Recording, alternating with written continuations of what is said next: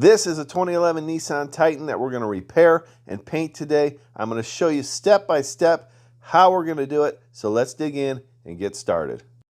What is up, everyone? My name's Chris and this is Garage Noise, where we teach you how to build your skill and increase your knowledge of paint and body repair.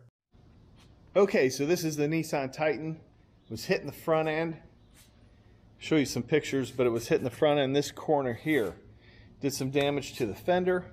As you can see, there's a little ripple there and a dent. The headlight was okay. The bumper was totally destroyed. We're replacing the bumper. So we're getting ready to put this thing together, but what we discovered is when we tore it apart that the radiator support, this corner was missing. We took this apart without pulling the radiator, without pulling the air condenser. We had to do a few adjustments. We had to take the transmission cooling system, which was wrapped around this radiator support. We unhooked it here and then we folded it away. We did have to unhook a transmission line and cap it off. But other than that, it pulled out nice and easy. We kind of had to lift the radiator up, slide it back a little bit, get it out of the mounts in the bottom so we could pull this up and out.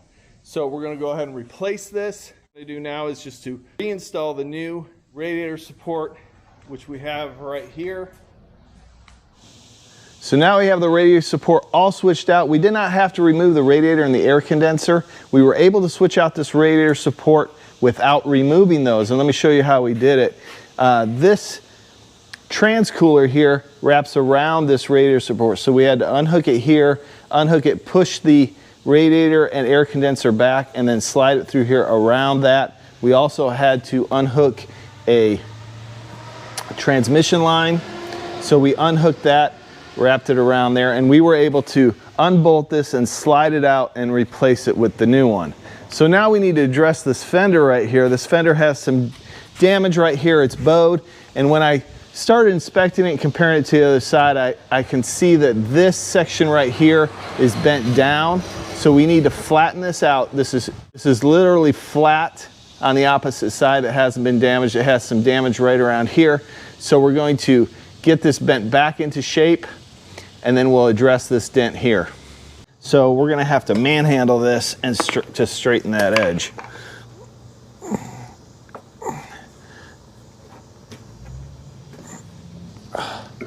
There we go, and that folded up nicely. Now I can use, so this bent this up. We're gonna straighten this later, but what I need to do is to bend this section down right here. Okay, now I'm gonna test fit this headlight into the fender to see where this fender is still bent. Okay, as you can see, the gap is still a little far out right here. So we need to try and push this in. I'm gonna gently push this in. I don't wanna damage this headlight, and try and get that lined up and adjust this bracket accordingly.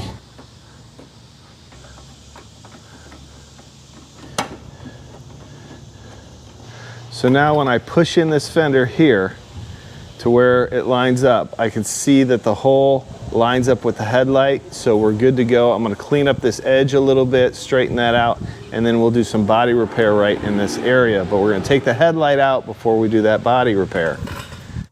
So I'm gonna do a quick fitment of this filler piece that goes under the headlight, and then we'll remove the headlight. We'll grind the dent with some 36 grit on the angle grinder, and then we'll sand it with some. Okay, I'm gonna run it over with some 80 grit just to feather this out a little bit, and then we'll put a skim coat of filler on it.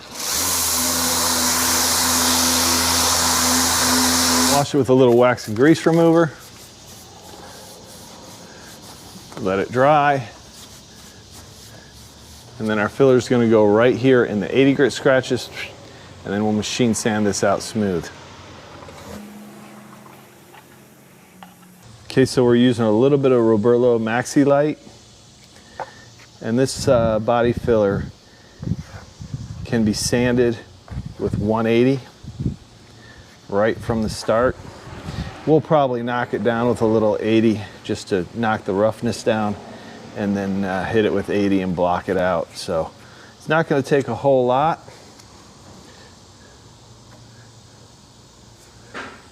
I'm just going to put some on here.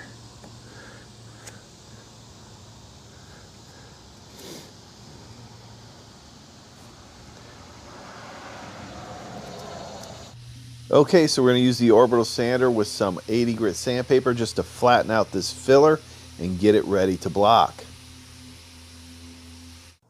Okay, now I'm going to block this with some 180 grit sandpaper, and we're going to use the X pattern to get this flat and straight. I'm going to clean up those edges and get it prepped out for some primer.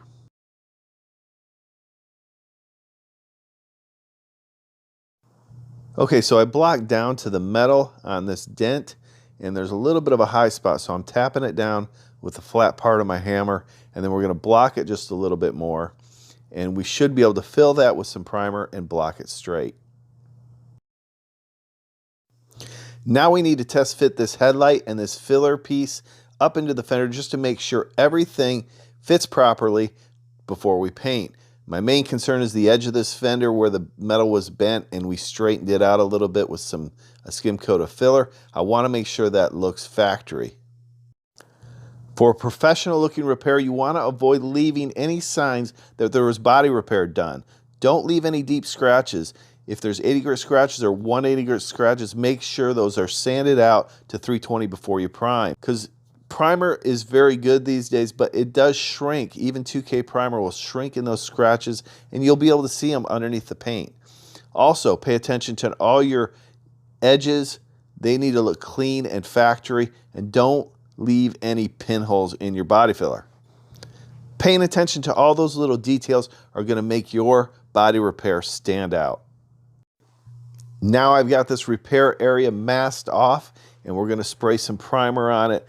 For my primer gun, I'm using the EVOT 13. It works perfectly well for primer, and I am using the Roberlo ME1 primer. You've heard about this primer before. It's a high build primer that sands very easy, that you can use as a sealer as well. And if you're interested in any of the tools or products I use, I've set up a link in the description that'll take you to my storefront where all these tools and products are organized. I'm still adding tools and materials to those lists, but do me a favor, check it out. Let me know what you think in the comments. Okay, so now that we have the end cap and the fender primered, we're going to sand this and block it out with some 320 grit sandpaper. Those are going to remove any scratches that we have, and we're going to be looking for those deep scratches, because remember, you don't want any deep scratches in your primer. You want to make sure those are machine sanded out. It's going to give you a much better job. Okay, now it's time to use the 600 and prep this panel out for the blend and the clear coat. Remember, we're using 600 over the entire fender. That's going to prepare the old clear for the new clear. Okay, it's going to help it to adhere properly, and it's not going to show any sanding scratches under the clear coat. Okay, so one final blocking over the primered area and the repair area. We're going to be using 600 here on the small block just to make sure it's nice and straight and flat. Now, I didn't use any guide coat on this repair, but if you're having problems getting it straight, it is a good idea to use a little bit of guide coat when you're blocking to show some of those high and low areas. Okay, now we're going to wipe it down with some wax and grease remover. This is going to remove any dirt or contaminants that are on the panel itself. You don't want to clear over those, and you certainly don't want your paint or clear coat reacting to any waxes. And now we're going to mask off this truck and get these areas ready to paint.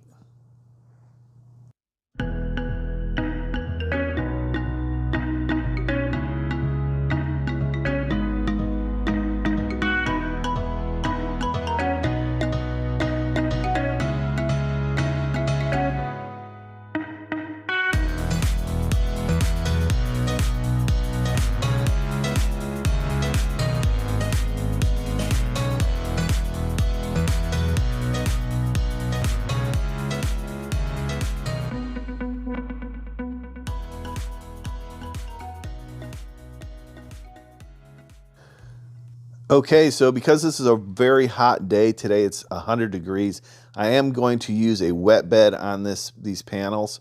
So I'm spraying the entire fender with a wet bed, and all a wet bed is basically binder with a reduced binder without any pigment or color in it. And that creates a good base for those metallics to lay into and look uniform. They lay down flat and they look uniform. So good idea if it's a hot environment you're spraying in, or you're doing a high metallic finish. A wet bed is always a good idea. And if you want to learn more about blending high metallic finishes and using a wet bed, I will leave a link to a video at the end.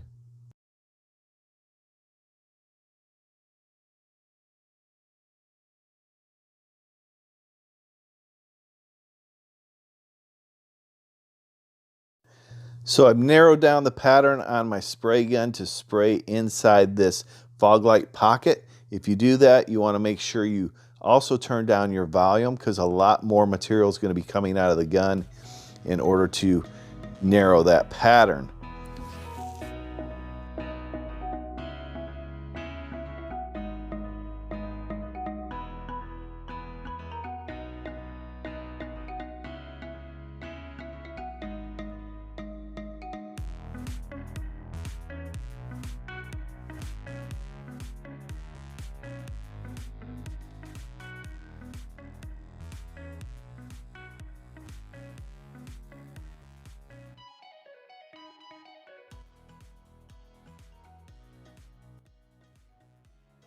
Okay, so now I'm putting the silver on. I think this is the second coat of silver.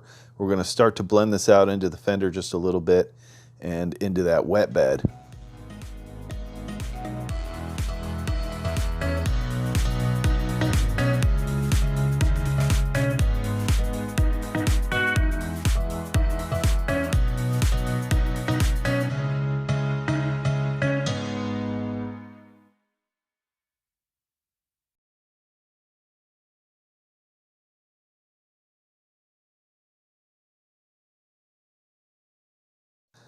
Okay, so now we're going to mix up some clear. I am using the Valspar V Series Clear. This is a high solids clear coat, very durable, and it lays down beautifully. Unfortunately, I don't have a link to this clear coat, but you can find it probably at your local paint suppliers.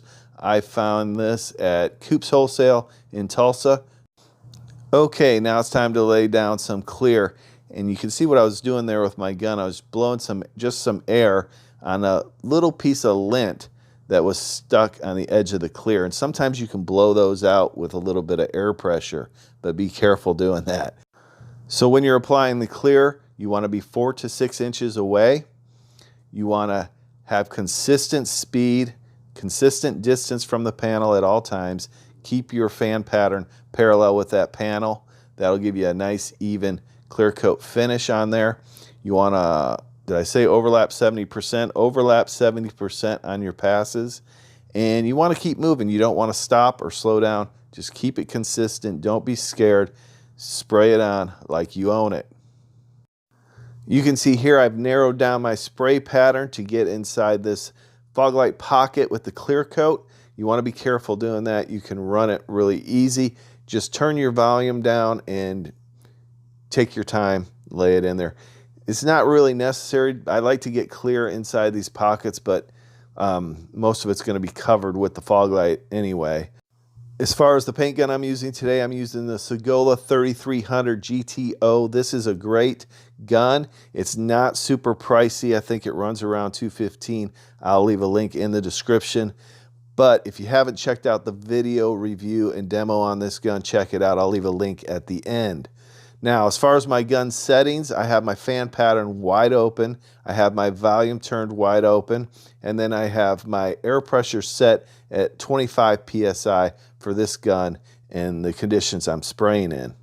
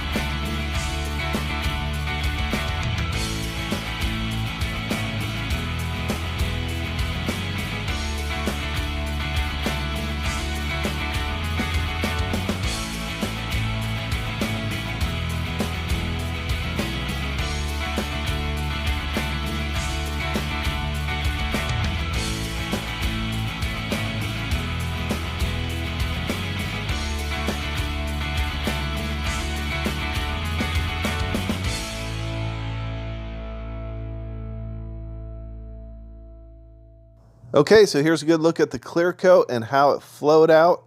Came out really nice and glassy.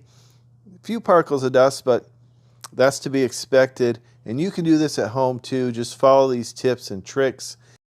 It's really not that difficult. Just takes a little practice, experience, and knowledge. Follow the tips and tricks I've given you and other YouTubers, and you can do this at home and be proud of the job you've done. Hey, if you want to build your skill and increase your knowledge, click on one of these videos now to learn more. Listen up. I appreciate each and every one of you watching. I had a great time making this video. I hope you enjoyed it. If you did, leave me a comment down below. And we'll see you next time on Garage Noise.